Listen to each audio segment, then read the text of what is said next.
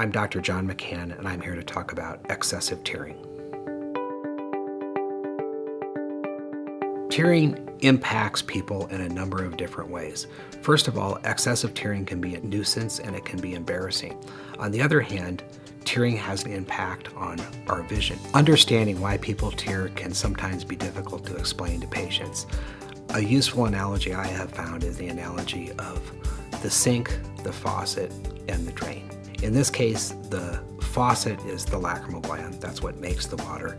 In the drain is the tear drain system. By understanding that one can have tearing either because one excessively produces water or because one has a malfunctioning drain, it's easier to understand what goes on with the tear drain system. Determining the causes of tearing requires a thorough workup in the office. The tearing workup begins by putting dye in one's eye. If the dye runs into the nose, we know that the tear drain is working okay. If, on the other hand, the dye that we place in your eye remains in your eye, we know that there's a problem with the tear drain being plugged. Once we identify that there is a problem with the tear drain being plugged, we go to look and see which part of the anatomy is plugged up.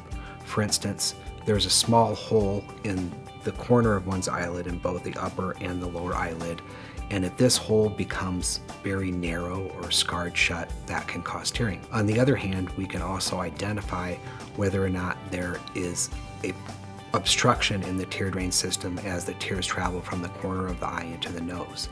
In order to do this, it requires the irrigation test. The irrigation test is where fluid is irrigated through the existing hole in the lower eyelid into the nose. If we're able to do this, we can be sure that the tear drain system is open in the nose. Finally, there are cases where the tear drain system appears to be open, but the tears will not run into the nose. Usually the cause of this is looseness of the lower eyelids.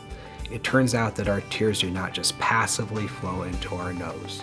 What happens is every time we blink our eyes, it pumps the tears from the surface of our eye into our nose.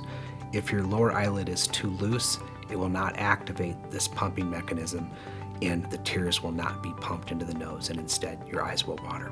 For each different problem which causes tearing, we have devised a way of treating it.